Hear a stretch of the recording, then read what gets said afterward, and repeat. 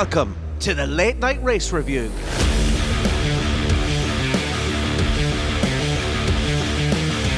On this week's episode, we talk about Max helping Perez to third place in the championship. We discuss Leclerc salvaging something for Ferrari's season. Mercedes have a disappointing end to the championship, and we muse over Vettel's retirement. Dave wears his heart in his sleeve about Mick Schumacher, and we wrap up the predictions game for 2022. Don't forget to support the podcast by hitting those like, follow and subscribe buttons.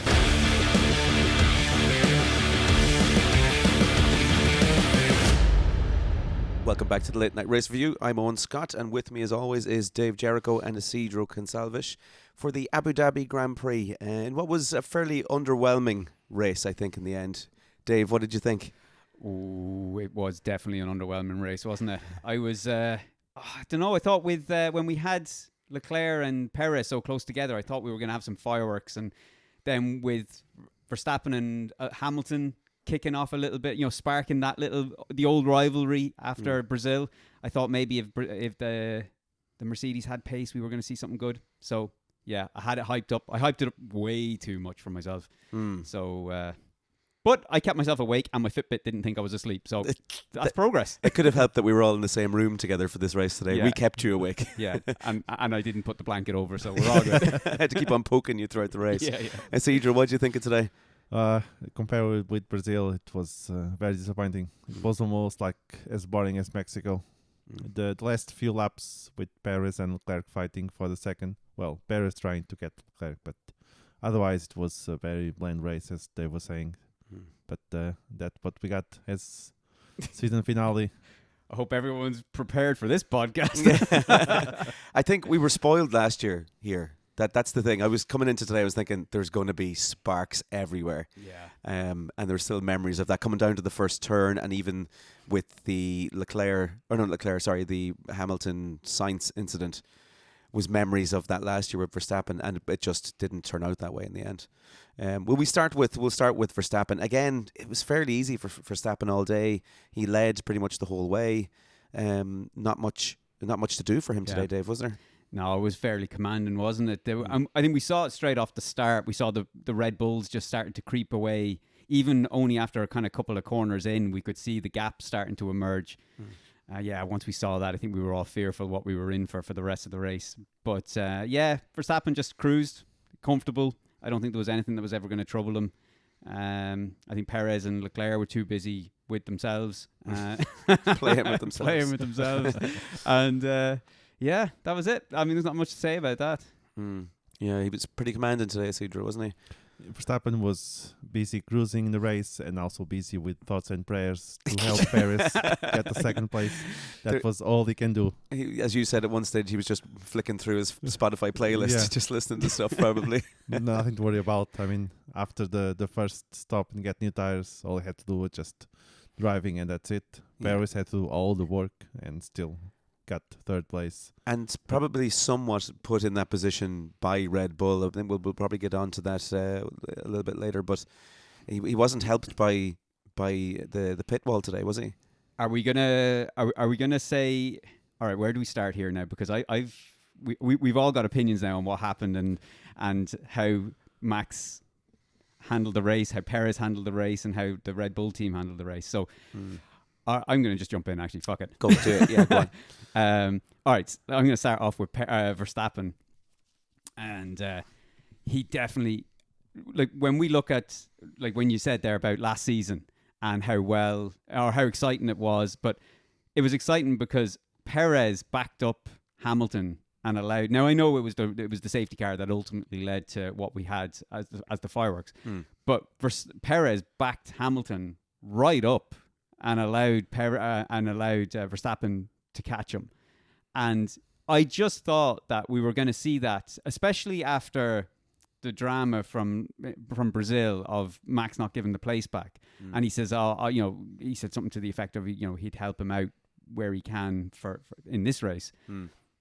I mean, he had nothing to lose. He had the pace over everybody. So I think earlier on he could have backed Leclerc up into Perez and allowed Perez to get that second place. But other than, like Isidro says, other than the thoughts and prayers that he sent back to say that, the tyres are good, tell Perez to go flat out. Yeah.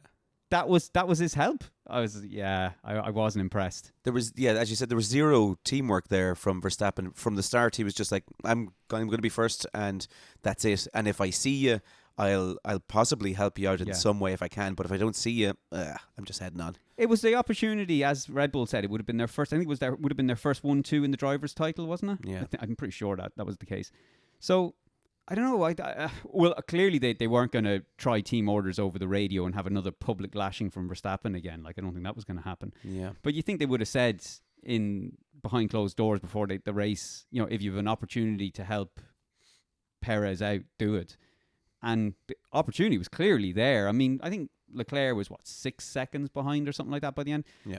So it wasn't like he was going to have to slow down dramatically to allow Perez to interfere with Leclerc's race and back him up into Perez. And by that stage, Perez was pretty close as well. Yeah. So it would have really helped him out. But it didn't happen. I don't know. I think it'd be interesting now, those two, because they're teammates for next year as well. It's not like, one of them is moving on and you can kind of say, right, sod ya, I'm out of here. So, it's unfortunate, but that's landed us with Perez and where he is now at the moment.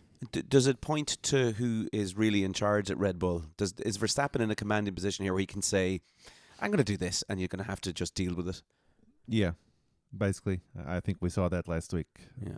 Horner is, in theory, in charge, but we know that Max proved last week that, nope, I can do what I want. I'm world champion. I either do this or not. It's up to me, not Red Bull team. And I think this race, Red Bull was expecting Ferrari to mess up some way, and Leclerc could not finish in second.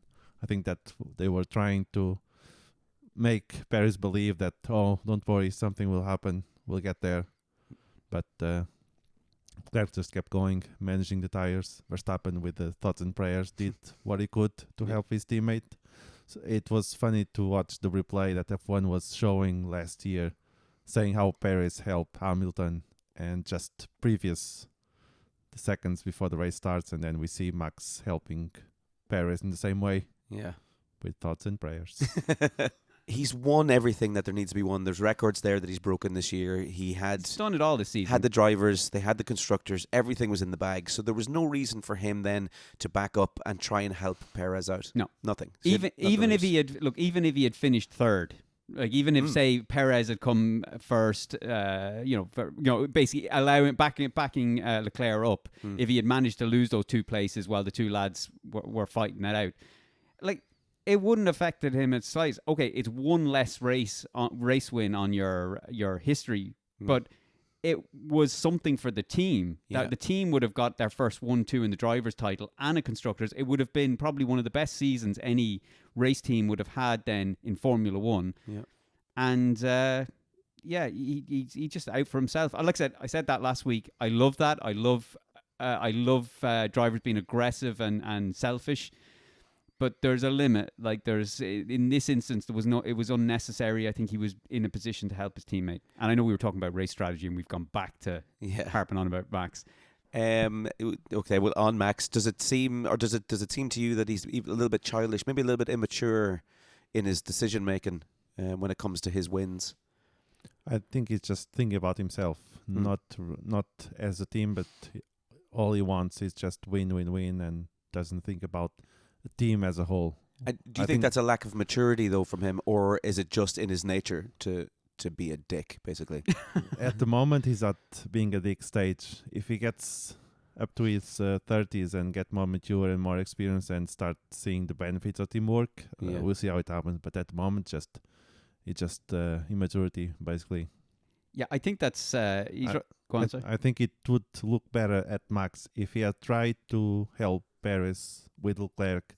And even if Max finished third or Max finished second and Leclerc first, at least people could see that Max tried indeed to help Perez at the last race, even if he didn't finish. But the way he did was just, I'm helping here from the first place.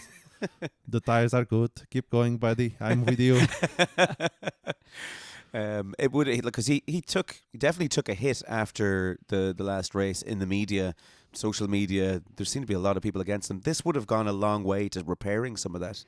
Yeah, absolutely. But I mean, look, you can't kind of race your career and your driving style and the type of person you are based off what sort of feedback you're getting from social media. And true. social media is just toxic at the moment for Formula One. It's kind of gone the way the football social media has gone. So, but if that is the case, then, but don't say that you're being bullied on social media when you're doing yourself no favors. So, if you're paying attention to social media that much that you're bringing it out in interviews to say that you're getting bullied, there's bullying going on in social media. Yeah. Then maybe you need to ask yourself a question as well. That's it's not okay. There's some people overstepping the line. Yeah. But in a lot of instances, it's people kind of highlighting the fact that you didn't help your teammate. That's more to the point. So I think yes, you can address the fact that people have overstepped. But maybe you should also then look at, okay, do you not realize there's people from the outside looking in here and seeing that you're not maybe playing the team game here? Yeah, there's no smoke without fire, in fairness. Just have a look at it, maybe just step away. But let's move on from Max. We could go on all day about that. Leclerc today took second place. Again, it looked like Ferrari had made the right choice, and in the end, they did. It was a little bit tight with Perez on those last few laps, but they came up trumps today. I think Ferrari did a few things right today. The strategy was very good. They saw what Red Bull was trying, and they finally adjust. It took them 21 races, but I think they finally got their strategy correct, and today it paid out. At least for Leclerc, that what they did what they wanted to get the second place for Leclerc. Doesn't matter for the constructors. They were playing for Leclerc, really. Yeah. Which is what Red Bull were trying to do as well, but Max didn't aid them. Look, I'm going back towards Max. Never mind. Do you think, Dave, that this will have kind of saved Binotto in some way today? Well, I think I said last week I don't think Binotto is going to leave anyway. Right. I know there's the rumours coming out lately, which are a bit odd, and I know we're not going to really talk too much on rumours, but it was just odd that Ferrari came out and squashed those rumours, but the other party involved in those rumours said we'll wait and see. So that was just a little bit odd. But sorry, what was your question? I got sidetracked there. Just whether this will take the pressure off Binotto a little bit, this result. Well, no. I think if anyone's, any kind of sort of higher ups in Ferrari of any common sense, I mean, you're going to look at this overall, at the season overall, and look, he got second in the championship, effectively threw away first, and then ended up, scrapping for that second place.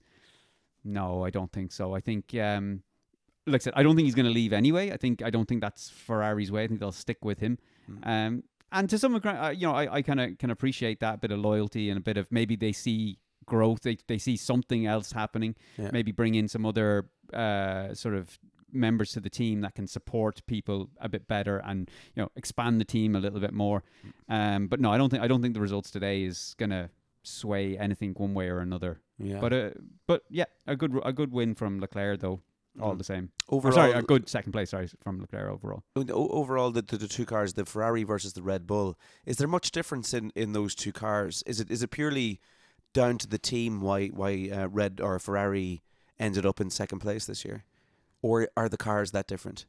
So I think I think there is differences. I mean, the aerodynamics. I mean, we saw earlier on that the Ferraris were better in the sort of the high downforce sort of twisty bits, basically, and the Red Bulls were better in the top speed.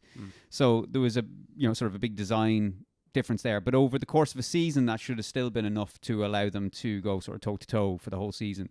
But I think we had Leclerc maybe a bit of inexperience. There was a couple of errors that were very much a rookie errors, like some accidents at the start of the year where he lost points.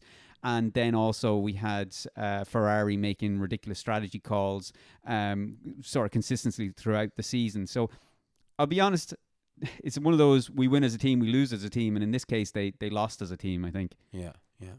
It'll be interesting now coming into next season with Mercedes now in a bit of a resurgence, and Ferrari, maybe they can, well, hopefully they'll learn a lot from this season And with a competitive car coming up against Red Bull, we should have. I know we said that at the start of the season, but we should have 3 teams all competing. I think I'll be honest. Sorry, I'll jump across to Zero there. Sorry, I think we're going to have Mercedes and Red Bull battling it out again. I just have a feeling Ferrari won't be battling for the win again next year. Right. Nobody has any evidence to back that up. It's just one of those gut feelings based off what's happened over the last sort of 10 years. I just have a feeling that they're going to come out strong. They may have a good car, but ultimately they're still in a learning curve, and there will be mistakes made that Ferrari and Mercedes, Red Bull and Mercedes won't be making, which would see them possibly falling down the pecking order a little, I think. Yeah. Cedro, tell me a little bit about Sainz and Lewis today. They had a few little altercations. Yeah, and I think that was one of the things that made Hamilton retire. But Sainz was not really interested in the race today. There was nothing for him, just give points to Ferrari in the Constructors' Championship. So his race was just a normal race and just try to finish and get points for the team. Yeah. There was nothing in it to make him just go the extra mile. There was no help he could give Leclerc. Yeah. At times there was that it could hold back a few drivers, but after Leclerc got a very safe distance from everyone else, it was just a matter of just drive, don't crash, and that's it. Yeah. Can I ask a question? Yeah, go. So what does everyone think then about Hamilton having to give the place back to Carlos Sainz in the same corner that Hamilton didn't have to give the same place back to Verstappen last season? Very interesting, wasn't it? Yeah. I mean, it's a different. We got different race directors. Yeah, but I mean, the FIA is supposed to be about consistency, isn't it? Not on the results of last season. Yeah. They were slated for last season. You know that. It was obviously I think it was the right call today. Oh, it was 100% the right call. It was more obvious though last season. Yeah. Than this season. Like this season, if they didn't ask him to give the place back, I'd have said that's a bit harsh, but I think I would have. I don't think anyone would have maybe made too much of a big deal about it. Whereas last season, I mean, Hamilton must have been about quarter of a mile up the road by the time he rejoined the track. I was like, what? Like that is even worse. Yeah. Well, I see growth. I mean, they made the mistake last year, and this year they make it right. So there's growth in there. Yeah, that's how I see it. It's a good sign, isn't it? Really. For the FIA and for F1. Well, that's the one step forward. So what's going to be the 2 steps back now? We shall see. That was pretty much it for Sainz. Sainz's race today. That was everything that happened. And we were talking about Lewis, Mercedes, a little bit off today. We're expecting more from them pace wise. They had a decent start. It wasn't too bad of a start off the grid, was it? And then there was a little bit of a tussle, obviously, between we just said between Sainz and Hamilton. Then Hamilton possibly looked like there was the damage from when he went off. He went over those sausage curbs or the sleeping policeman, whatever you want to call them. And it was. I thought there was going to be more of a case of him damaging the floor of the car, but then they reckon it was a hydraulics issue, obviously, that caused the retirement. So yeah, I mean that could have been caused from that impact. So that was kind of it. I mean, it was never. I don't think any of us were sitting here watching that race thinking there was ever a win on for a Mercedes Hamilton either. You know, especially. So yeah, they were just way off. They were just way off where they were at Brazil. Yeah. So where does that come from? Why was there such a dramatic drop off in pace today from where they were last week? I wonder if it was. Just Brazil was a coincidence. The way they just the weather, the altitude as well, the isn't altitude, it? geography. I think that's what makes Mercedes look so good. And spoilers thinking that in Abu Dhabi they would just be as good as in Brazil, but it was very disappointed. Yeah, so somewhat track specific then. Yeah, I think because that's why they were decent in Mexico as well, weren't they? Yeah. So Mexico, Brazil. They were, again, sort of a high altitude, was a low air pressure circuits. So as a result, then their cars are maybe more designed to sort of cut through the air a lot better. Whereas obviously in lower altitude circuits, there's more drag and they're obviously a bit slower. So, but yeah, today, look, whether that was the issue. I mean, they were sort of maybe back to where they were in the USA. I suppose that was kind of sort of, they were stronger than they've been, but not as strong as maybe we were expecting based off Mexico and Brazil. Yeah. So, but again, we should have maybe considered the location and the track and stuff like that. But yeah, George Russell as well. Nothing really. Yeah, I was about to ask you a question about George Russell, and I was racking my brain for something that he did other than talking back and forth about tyres on the radio. There was nothing really? Other than the pit stop. I mean, he had the early battle. He was catching up with Sainz, and I thought maybe... And there was obviously... He was at one stage, he was much faster than Lewis Hamilton as well. Yeah. And he was getting on the radio sort of asking, right, what are we going to do here? And then he just started dropping off. Then he had the pit stop, obviously. He had the slow pit stop, right rear tyre or something that wasn't going on. And he got the 5-second penalty then for the unsafe release. Oh, that's what that was for. Yeah. So once that happened, and then he did the pits. Sorry, then he was back out then in P8, I think it was. That was it. It was kind of race done. There was nothing really to speak about. Like, I mean, he was never going to catch or pass anybody at that stage. So yeah, unfortunately, just a bad weekend for Mercedes. Toto even said it after the qualifying. It was one for the toilet. So, and I think maybe the race probably might be seen as that way as well. Yeah. So there was a scenario in place here. You had said it before the race. There was a scenario where George Russell could have taken second in the drivers. No. Yeah. So he would based off the now we're saying this in hindsight because we didn't see the race, but before the race, if Leclerc and Perez had wiped themselves out and not finished the race or scored any points, and Russell had won the race and set the fastest lap, I think he would have been tied for second place. 1 point above Leclerc. Oh, 1 point, was it? So the fastest lap would help to put him over the edge. Yeah. Okay, yeah, so there you go. Yeah. Isn't that interesting, looking back at Mercedes' season, where they'd come from at the start of the season, to see how far George has come actually this season. He's always, as he said, he's Mr. Consistency. Yeah. What a season he has had, a resurgence, I suppose, this season to end up where he has. It's just great. Like, I'm delighted to see Mercedes do well. It's unfortunate, though, because I think they're changing their philosophy for next season. So it'll be interesting to see, do they come out with cars? So the drivers have, after spending all season trying to get used to these cars, and now they're getting used to them, the team are getting used to them, and now they might be going in a different direction for next season. Yeah. So I'm wondering, could they come out next season and then there's a bit of a learning curve for both driver and team? Maybe. So there's a danger that comes with that, but either way, it was great to see them start battling for a few race wins and a few podiums towards the sort of second half and latter half of or latter end of the season. So but look, I think we said that towards the start of the season. We were saying that don't write them off yet. There is they will be there or thereabouts come the end of the season. Yeah. But just unfortunate, things are going to change for next season now. And as much as we'd like to see a Hamilton Verstappen battle again for the title next year, could you see Russell being more of a contender than Hamilton even? Yeah, I could see that happen. We could see that Russell is becoming more and more. It looks like he's the number one driver at Mercedes. He always asks what he wants. He says if he wants to box, he'll box. He asks. He doesn't ask. He tells the team, "I want to do this." Yeah. While we'll see Hamilton asking, "Oh, what about this and that?" Or "Can I pit now? Will I pit later?" Like he was doing today. He was more asking, while Russell say, "No, we're gonna do this. I want to do that."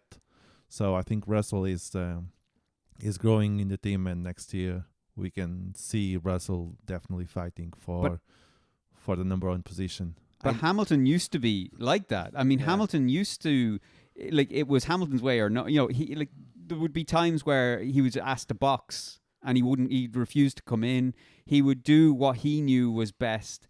And so I'm not really sure what changed. So yeah, there is that. You're right though. Like this, especially this season, like today he was saying, "Don't leave me out on a one stop." Yeah.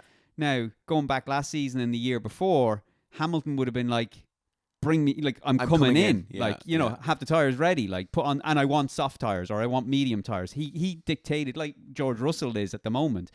But I don't know why he's not doing that. Like I said, today he was kind of, it was moaning, like, you know, he was moaning, don't leave me out. And then there was 10 laps to go. And I mean, look, he's not an idiot. He knows 10 laps, it's too late to come in for a pit stop at this stage. Yeah.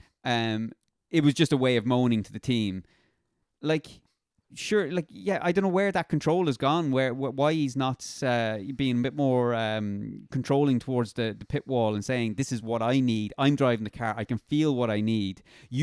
Like, he should be turning around to that pit wall and saying, look, I understand what you're saying. If I come out now, I'm coming out in P6 or whatever, but I'm telling you, I need a set of medium tires. Yeah. Tell me when is the best time to come in, what times I need to set to make that gap so that I come out in P5 or P6 with some clear air. You tell me what I need to do to make that happen, but I need those medium tires on this car or the soft tires on this car. Yeah. He should be telling them what he needs, but yeah, he's not. Where has that... sorry, Isidro, did I cut across you there?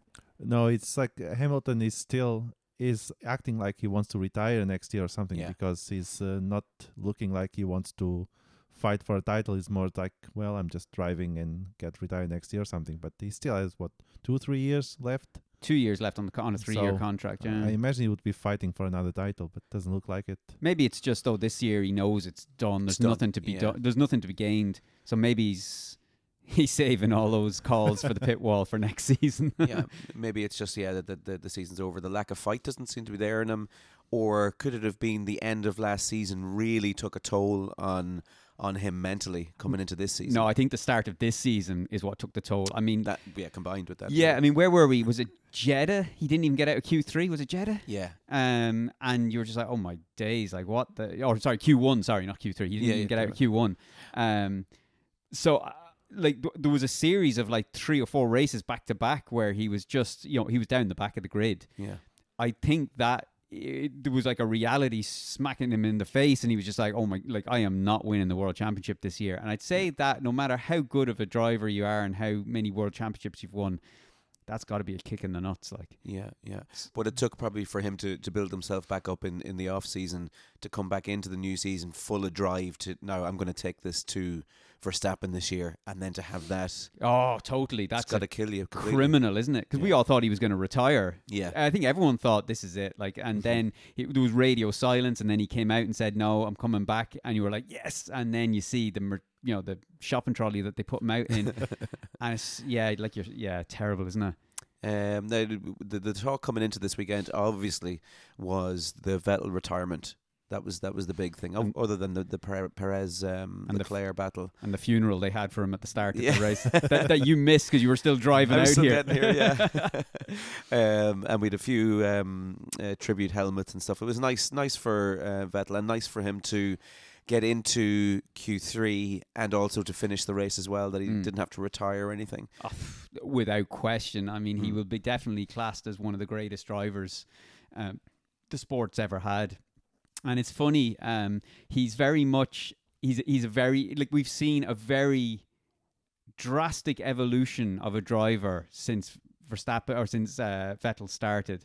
From his rookie days in Toro Rosso, then obviously his dominant days in Red Bull, where he became ruthless, and he was hated. Like, if everyone seems to forget, like, I mean, he was booed. Like, he was booed just like Verstappen's being booed now. More so, obviously, the multi-21 incident and stuff like that with Mark Webber. And then he sort of, he grew up, and then, he moved on. He went into Ferrari, wanted to emulate his his hero Michael Schumacher, and just wasn't to be. I mean, he nearly came, he should have won a world title there, but I think it was, Ferrari's clown college were the first wave of students were coming out the door at that stage. And but we've seen him go from what Verstappen is at the moment, that ruthless driver who would do anything to win those world titles, to now a guy who was happy to take Mick Schumacher under his wing. He was, he was helpful. He was concerned about driver safety. He was wanted to help the evolution of the safety of the sport and the environmental impact of the sport. Just a very different guy to what he was when he started. And he'd be missed. He's had a huge impact, not just on what he's done as a driver and the titles, but like I said, his sort of the messages that he's tried to get across, and how he's tried to help Formula One become more environmentally friendly and stuff like that.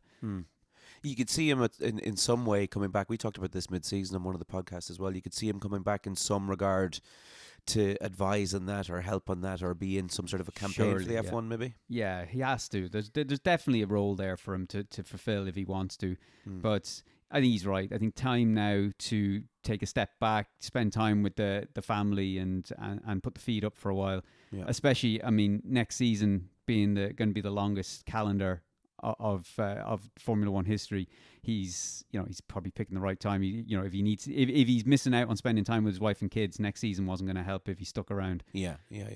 It's divorce time, big time. Yeah. And we had a few near misses with everyone was kind of had Vettel in bubble wrap. They're all kind of being very meek around him, but we nearly had an incident with Stroll. He came close with him.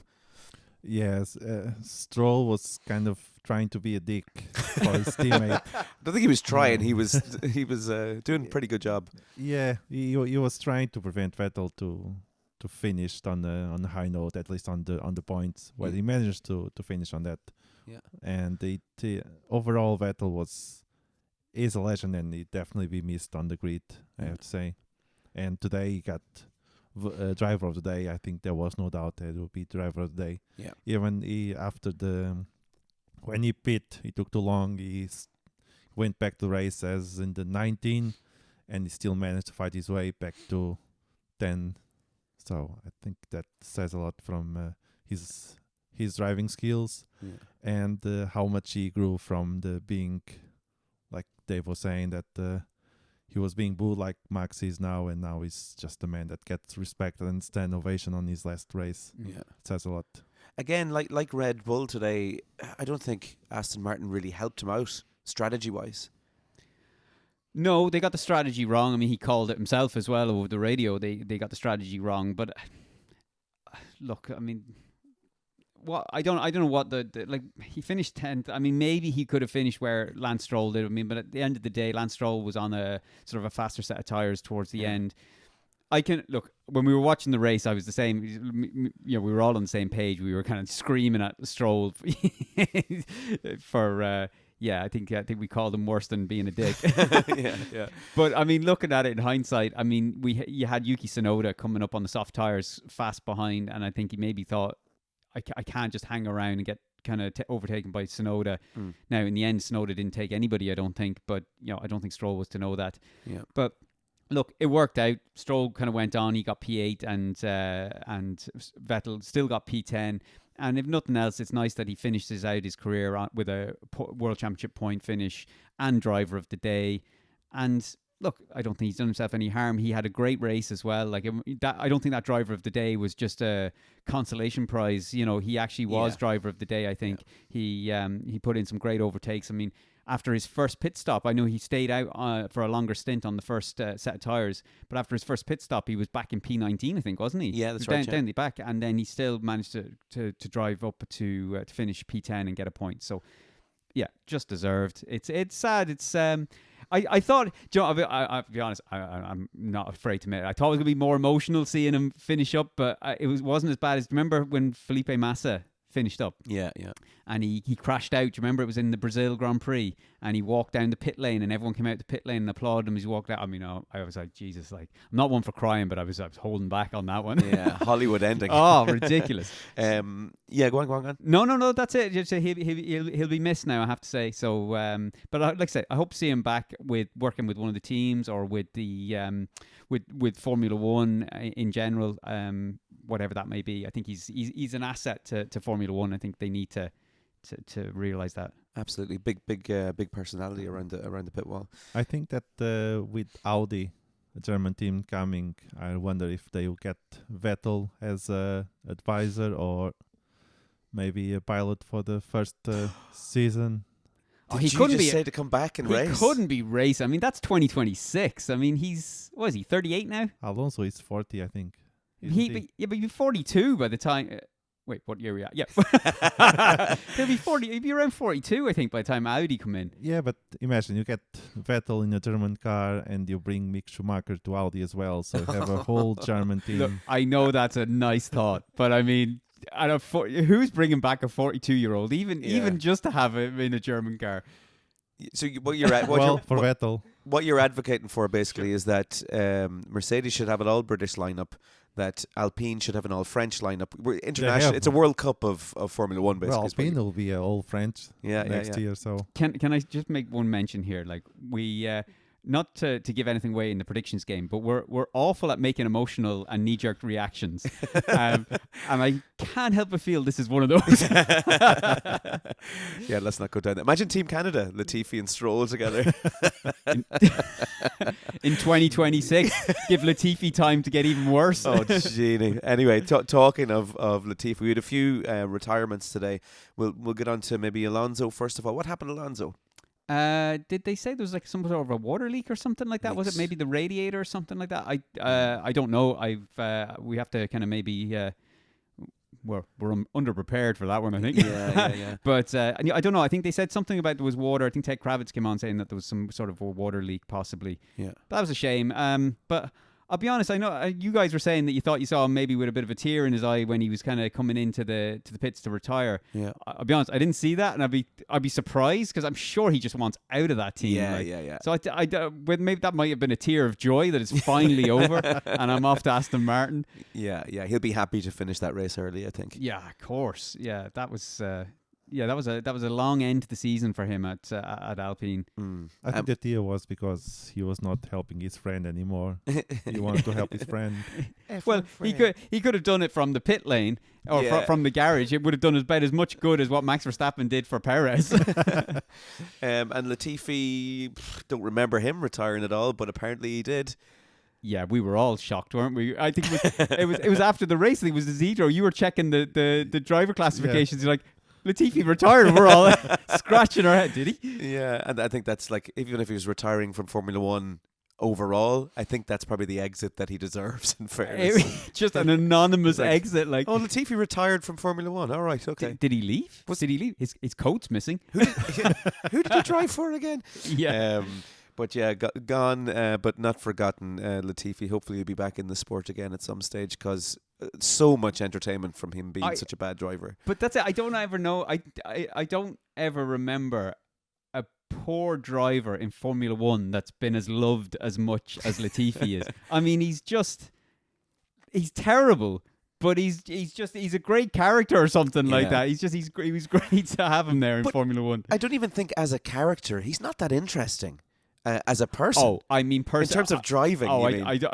Driving. I mean, sorry. Personality-wise, I've no idea. He likes Nutella, I think. I like Nutella. That's good. We're friends. He does provide a lot of entertainment, in fairness, but I think he's passed through the black hole of being a shit driver to come out the other side of, like, it's actually comedy. Yeah. He started off shit driver, went through the black hole, and came out an even shitter driver, but just covered in Nutella. Yeah. Oh, now there's a Hollywood ending. Yeah. We had Ricciardo, or let's talk a little bit about the not people retiring, but people leaving Formula One next year. We done with the race, are we? I think so. Was there anything else? There was nothing else. A whole load of fireworks at the end that nearly blew our heads off. Melted the faces off the drivers as they went past. Unbelievable. That was mental, wasn't it? They were so close to the edge of the track for something that was not a big celebration in the end. I can understand last year that was huge. Yeah, but they always do the fireworks. You know the sort of the top row of fireworks. You know, the white ones that just kind of zipped across the top. They always did them. But I don't remember the ones that were on the track edge, angled across the track. I'm not sure, but I don't remember that last year. I don't remember that last year. But either way, it looked a bit. I think we need to call out that FIA wants the carbon zero, and yet they are burning fire and burning rubber at the end. So burning rubbish. Yeah. And what about safety? Yeah, who cares? I think that's it for the race, to be honest. Yeah. Ricciardo on the way out. Vettel obviously is gone. Latifi is gone, and Mick Schumacher. Jesus, the war. Don't mention the war. Now, Ricciardo and Schumacher both looking like they will be in third driver positions next year for different teams. Before we get on to Schumacher, because that could be a rant from me. Ricciardo, I heard that, was it Christian Horner said that they're sort of waiting on Daniel Ricciardo to make his decision. And they were saying that Daniel Ricciardo is this is not unusual for Daniel Ricciardo, that that he kind of leaves people waiting, and then at the last minute there's a decision change. Right. I don't know whether it was Crofty or something mentioned it in commentary, sort of referred to the move to Renault. That was sort of people were left waiting possibly for a decision. Yeah. So, but he has the opportunity to go to Red Bull as the third driver. I'll be honest, he should embrace that with open arms, because I feel if tension spills over between Verstappen and Perez, if anyone's leaving that team, it's going to be Perez. If it's the team's choice, it could be Perez. I don't know, or if Perez gets an opportunity to go elsewhere, he may take it because he realizes he's not getting the support from his team when he needs it. So I think at the moment, that is probably the best position he could be in to have a chance of getting a drive for 2024. And it would be great to see him back in the Red Bull, because that's kind of where he was the most successful, was at Red Bull. Well, not kind of, it was. Yeah. Sorry. So good move from him, I think. Yeah, could there be a situation there? Maybe Daniel Ricciardo gets himself into a Red Bull, replaces Perez for a race. Maybe Perez is sick or something, has a good result, and then teams are suddenly looking at Daniel Ricciardo again and going, "Oh, this guy, there's actually something there for him." Yeah, this is his best option to stay within F1. Is just embrace being a reserve driver for Red Bull. Otherwise, unless there is an Australian team, I don't know, Honey Badger Racing F1, and they need a pilot, then they may get Daniel Ricciardo. Otherwise, being a third driver for Red Bull might be a good thing for him. I mean, he didn't want to be a second driver, so now he's a third driver. I'm sure he'll be happy. But if anyone's going to make the wrong decision here, it's going to be Daniel Ricciardo. Absolutely. I mean, he hasn't been making the best decisions when it comes to his career, so it doesn't do him any favors. He doesn't do himself any favors at all, does he? No, but I mean, I think he's got an option on the table here. He should take it with both hands, and assuming that is definitely on. I mean, obviously it's not confirmed; it's just a strong rumor. But like I said, I think there was what Crofty was saying there about Christian Horner or someone within Red Bull saying that, that they're sort of waiting on Daniel. That wasn't verbatim what was said, but it was sort of, that was kind of what it was leaning towards. If Horner's talking about it publicly, then there has to be something. But like I said, I think it was a bit more cryptic than that, in fairness. Okay. But I think though that just the way it was being mentioned, that there is an offer there, and it's just waiting on him to make that final decision. Okay, I'm gonna give you the floor. Oh, sorry, Isidro, go on. There is another option maybe available to Daniel Ricciardo, which will be join Jason Button at Sky F1 interviews at the end of the grid, so he can still stay on the grid after the race. So maybe an option. Yeah, I can see that happening. He'd be chaotic in interviews, I'd say. Dave, the floor is yours. Mick Schumacher, tell us about him. This man, I think. Okay. I'm glad he's leaving Haas. Oh, yeah. Because that team,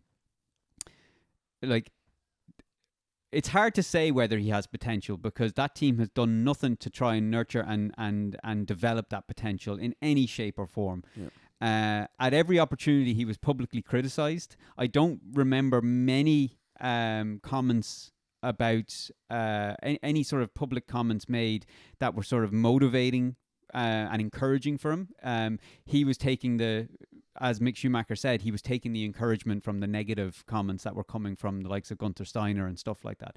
And he says he thrives under that kind of pressure. But there wasn't much public support for him, and there wasn't much in terms of, like I said, developing him as a driver. I do know that he did learn a little bit from Kevin Magnussen, but again, the team came out saying that maybe he was relying on that too much, which again is not how you nurture a new talent. And in the end, he went outside the ranks of Haas to find a mentor in Sebastian Vettel.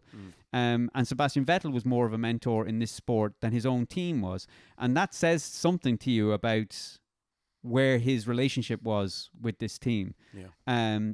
So it was inevitable. I think it was inevitable ages ago he was going to be let go. I think as soon as Gunther Steiner started talking about the crashes and how much he was costing the team, and then he had a couple of more little tips after that, you could just tell they were ready. They were trying to publicly lay the groundwork as a reason for letting him go. So they're letting him go, and then, of course, almost instantly, Toto Wolff made mention of the Schumachers are always a part of Mercedes, of the Mercedes family, and always will be. Of course, nothing publicly about what might come of that, but a very strong possibility is that he will be offered the third driver position at Mercedes, I'd say. And to finish my kind of my soapbox dialogue here, I think that if he is offered that would be absolutely outstanding, because if he can stay there till Hamilton sees out his contract for 2 years, I think Hamilton will be delighted if he can win his 8th title next year or the year after within his contract. I think that will probably be enough for him to bow out of Formula One. And depending on how well Schumacher's doing sort of behind the scenes, that could lend to George Russell becoming number 1 at Mercedes and Mick Schumacher then as the number 2. Right. I'll be honest, I hope to everything that's what's happened, and I hope on his first race he torpedoes a Haas. Yeah, exactly. It'd be interesting to see Mick Schumacher in a decent car now. Yeah, it definitely, he has the skills. It's just like they were saying, that he's not in the right team that would teach him how to improve and how to get his skills out there as we wanted to see. Yeah. So this position at third driver in Mercedes might be a good thing for him. Learn from Hamilton, especially. There's a lot of experience there. I'm sure that Hamilton will be happy to take Schumacher for a few lessons. Yeah, definitely. And it's sad if Schumacher disappears completely from F1. Even if this Mercedes position doesn't happen, it's sad to see him go. Like, especially the Schumacher name has a lot of weight in the F1. Yeah. But even him as a driver, I mean, if we go back to Formula 2 when he was teamed with Robert Schwartzman, like the one issue that Schumacher always had even in F2 and in F1, but especially in F2, was his race starts. Right. His race starts off the grid, they were just always appalling. Right. Always. Like every time you saw them, you're kind of like, this guy's not getting into Formula 1. Yeah. But he had the ability during a race to put on a show and gain back what he would lose on the race starts. And I just felt in Formula 1, like that was always a weakness of him going into the Haas team. And I just don't feel they've helped him develop that. Yeah. Now, look, we don't know what's going on behind the scenes, whether he's not putting in the effort. I can't imagine that's the case. I would be shocked if that's the case. But it just looks like he hasn't really developed that side of his game as much as he should have done. And again, I would put the ownership of that down to the team or the team around him. So, it's... whatever about the Schumacher name leaving Formula 1, I mean, look, that's sad just for different reasons. I guess that's just more of a romantic or a sentimental side of it. But from a racing side, he was a strong driver when he was in Formula 1. I mean, he beat Robert Schwartzman to the title. He deserves to be in Formula 1. So, I mean, a lot of the social media commentary around Mick Schumacher, thinking it's just deserved that he's losing his seat, there's better drivers out there. The issue with saying there's better drivers out there, Mick Schumacher was one of those better drivers out there before he was in Formula 1, where these people were making that comment, oh, there's other drivers out there, give Mick Schumacher a go, and they give him a go, and he's not nurtured in the way that a rookie needs to be. Yeah. And then you have, like, look what Williams have done with their... Latifi, maybe that's a case, a bad case, because, I mean, I think there was no saving that guy. Like, I mean, and that's no... I know it's funny, but it's just a joke. I just don't think there was any saving him. I don't know how he even got there. I mean, we were talking about the money that he brought to the sport. Yeah. But, I mean... but anyway, sorry, I digress. I just think... he was a great driver, and yes, there are other great drivers coming through Formula 2, but if they're not nurtured and they're not brought through the team and they're not... they're not brought under the wing of someone correctly, then they'll just go the same way. That they won't evolve, they won't develop as a driver, and then you're back saying, oh, they don't deserve their spot. No, that's not how it works. A driver can't do everything himself. He can only do so much. He needs the experience around him to be able to grow as a driver. and he didn't get that from Haas, and I hope he gets it from being the third driver, if he gets a third driver role at Mercedes, because I genuinely think he deserves it. Yeah. Yeah. The only thing I'd argue about with Mick Schumacher is that he seems a little bit nice. Yeah, but I mean, he's not in a position to be an asshole yet, is he? Not even as a person, but just as a driver, sometimes he just seems to be a little bit nice. I think he was too nice with. Yeah, he's a little bit too a little bit too easygoing when it comes to defending. Yeah. No, having said that, now we've had some races where he was defending against. I think he was defending against Hamilton. I think in one of the early races, and he did stick the elbows out, so he can get aggressive. But yeah, largely I'd say 80-90% of the time, he could be more aggressive. But again, this is where it comes down to and maybe the mentorship that he's getting from Vettel. He's possibly getting the mentorship at maybe the wrong time of Vettel. Yes, yeah. The mentality that Vettel has now, I know he's parting ways with the wisdom and the experience that he has at this, at the retirement age of his career.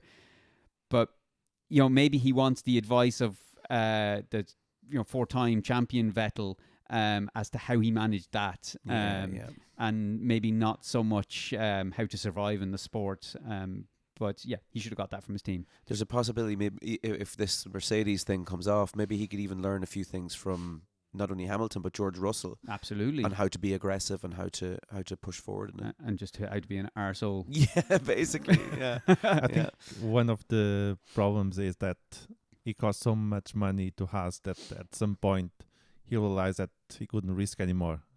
Yes, yeah. That would prevent him to be more aggressive. I mean, if he cost a lot of money, didn't bring any points, and at certain point he realized, well, maybe I should just be careful and try to finish without crashing. Yeah. And that way not being as aggressive and risking damaging the car and costing money to a team that at the point he was still trying to fight for a new contract next year.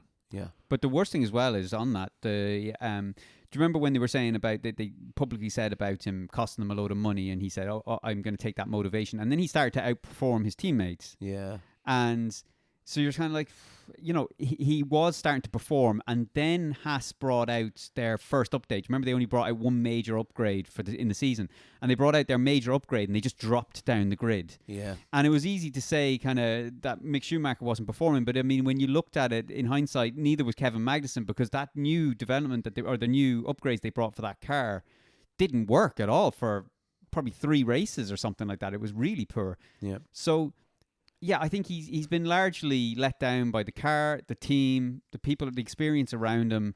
And look, I mean, he's got to take some ownership himself, obviously. Like, there is obviously a bit of that to be said, but definitely not to the point where he doesn't deserve a seat in F1. Yeah. Well, a lot of relationships coming to an end in F1. And let's hope that with the results of our predictions game today, that there is no ending relationships between us, because there was some ground to make up. Okay, well, look, I'm on the top there with 10 points, and Scotty and Isidro are joint last on 7 points. A Perez Leclerc situation going on here, you'd say. Exactly. Hang on a second, my tech support is here to fix my laptop. So yeah, we were joined. Now, is it alphabetical that I'm ahead there, or is it just the fact that we didn't want to change the position? It's not even alphabetical. It was just because Isidro came in late. Actually, you should get. He came in late in the season. Shame on you, Scotty. I just realized he didn't come into like Spain, I think, or Barcelona. He came in. Yeah. All right, okay. Sorry. Let me bring up. We've the laptop up and running here. So yeah, I'm on 10, and you guys are on 7 points each. Now, so, how many races are in a season? There was 21 last season. Last season. This season, yeah. Okay, and we've got 24 points that have been won so far. And the 25th point for some reason on the table. I believe that we would give a point each sometimes if there was a draw. I think that's exactly what we did. What did we do the last time? I think you guys drew last time. Did we do a tiebreaker or anything like that, or did we just give a point each? A point each. So okay, I think coming into next season we'll have to address that situation because there's a lot of points to play for there. Yeah, I think we need to get the rules right for next year. We've definitely gone by the seat of our pants this season. Yeah. Okay. All right. Oh, Jesus. Okay. I'm just looking here. All right. Okay. Well, I'll call mine out. Okay. Yeah, it's clear I went with my emotions, and I went with Hamilton P1, Russell P2, and Leclerc P3, and that was an absolute train wreck. Ouch. Yeah, Mercedes had us all by the balls, I think, coming into this week. I had Russell P1, I had Hamilton P2, 0-0, and then I had Perez P3. You got a point. Which I got a point there. Yeah. So, So, Yeah, I got disappointed by Mercedes. I went Hamilton first, then Russell second, and Perez third. so that leaves us tied there. and if you think anyone listening that that's as bad as it could get, I assure you the rest of the predictions only get worse from here. Rain wreck. So I went for my flop. I went for a Verstappen DNF crash, and he couldn't have dominated anymore. No. My flop was Leclerc crash. Didn't happen either. Did not happen, and No. a zero. And I had Sainz DNF. Jesus, we really went the opposite, didn't we? Yeah, this was terrible. Who was your surprise, Dave? I gave Schumacher the last crack of the whip, and he didn't deliver. So Schumacher top 10. Not happening. Oh, Yeah, no, he wasn't. No. I said Stroll P10 oh, that's for my right. surprise. We forced you to pick a position. You forced me into a position to pick a position. And I stupidly said P10. Oh, this is like Max Verstappen not giving the place back. Oh, I've absolutely screwed you to get second in the championship. I wasn't allowed to say Stroll in the top 10, which he was. I went for a P10 finish, and he finished P9? P8. P8. P8. I was 2 points out, or 2 positions out. Oh, zero. And a zero. I went with Alonso, P5. And Jesus. Wow, that was an absolute disaster. I really thought that I saw Stroll P10. I was like, oh wow. Yes. And I realized that's not inside the top 10. No. You would have secured second place. Yeah. In fairness, I screwed myself because we went in hard on you last week over, I can't remember what it was. And you folded too easy. Yeah, well, we No, it was we dragged Dave to the dirt, I think, on one of them, me and you. It was he says that DNF, and we said that doesn't count because it did not complete the race. So Oh, that's right. Yeah. Do you remember was the that? rules. Yeah. So there you go. You deserved this. Yeah. No, it is karma coming back at me, in fairness. Now, So the only thing that means then you guys finished the season in last place, both of you. that's not how a three-way thing works. Hey, three-way. So the results for the season, Dave. Is me, this guy.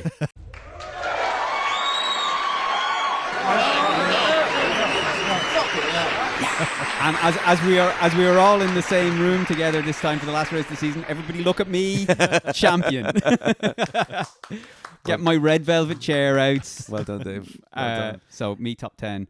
And then joint last on 8 points was Owen Scott and Isidro Gonçalves. Terrible.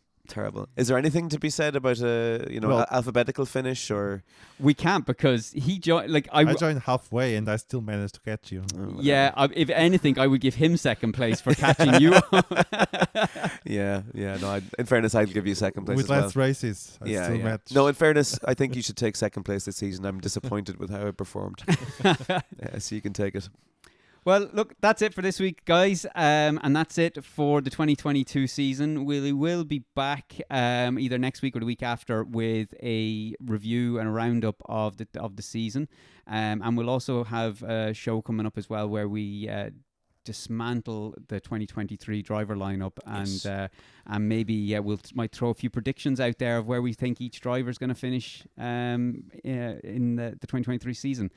But for now, obviously, any comments, questions, send them to feedback@LateNightRaceReview.com, and leave, if you're watching us on YouTube, where all the beautiful people are, drop a comment down below, and or you can always hit us up on our DMs on Twitter or Instagram. But until next week,